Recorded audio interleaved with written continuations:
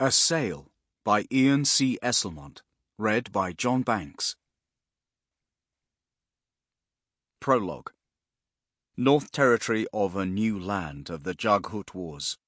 7th century of the 12th Lamatath campaign, 33,421 years before Burns' sleep. The woman ran at a steady, unhurried pace.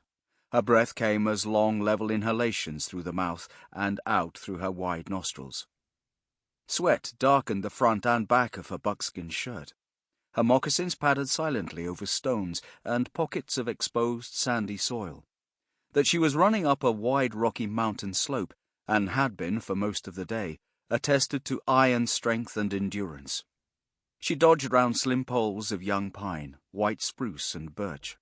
She jumped rocks and slid and scrambled up steep gravel talus fans. She knew she could outpace her pursuers, but that she would never shake them from her trail. Yet still she ran on. She knew that once they tired of the chase, they would take her.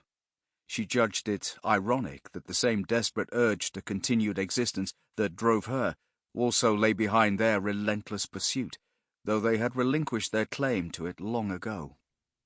Still she scrambled on up the slope, for one hope remained, one slim, unlikely chance. Not for her survival. She had given that up the moment she glimpsed the hoary eldritch silhouettes of her pursuers.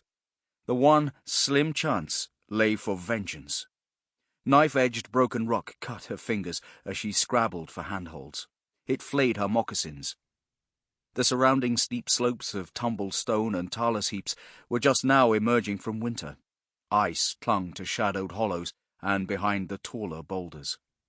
Snow still lay in curved, dirty heaps, almost indistinguishable from the surrounding gravel.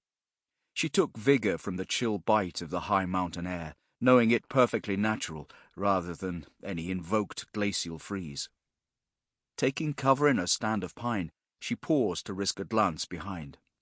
No movement stirred upon the slope below, other than a smallish herd of elk just now clattering their way down valley, no doubt disturbed by her passage. Yet she knew she was not alone. She also knew her pursuers needed not to show themselves to run her down. She'd hoped, though, they would at least grant her this one small gesture. A lone figure did then step out from the cover of tumbled glacial moraine. It was as if she'd willed its appearance. The tattered remains of leathers flapped about its impossibly lean frame. A dark, ravaged visage scanned the slope, rising to her. The white bear hide that rode atop the head and shoulders hung as aged and wind-dried as its wearer. She and he locked gazes across the league that separated them, and across a far larger, unbridgeable gulf as well. So far behind, she wondered.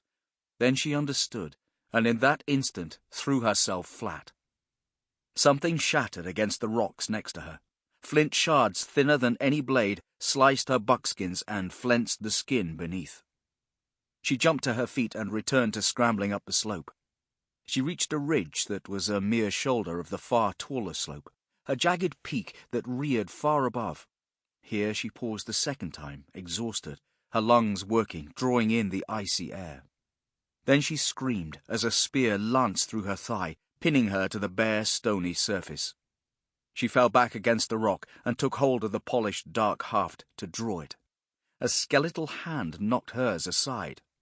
The same fleshless visage that had caught her gaze below now peered down at her.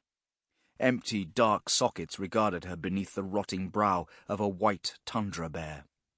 Necklaces of yellowed claws hung about the figure's neck, presumably the claws of the very beast it wore, while the scraped hide of the beast's forelimbs rode its arms down to the paws, tied with leather bindings to its own hands.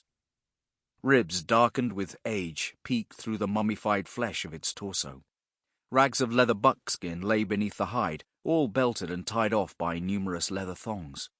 A long blade of napped flint, creamy brown, its tang wrapped in leather, stood thrust through a belt. "Why flee you here, Jaghut?" the Imas demanded. "I flee destruction," she answered, her voice tight with suppressed pain. Others of the Imas warband now walked the ridge. The bones of their feet clattered on the rocks like so many stones. "Caves above, Hotel," one of their number announced. Sample complete. Ready to continue?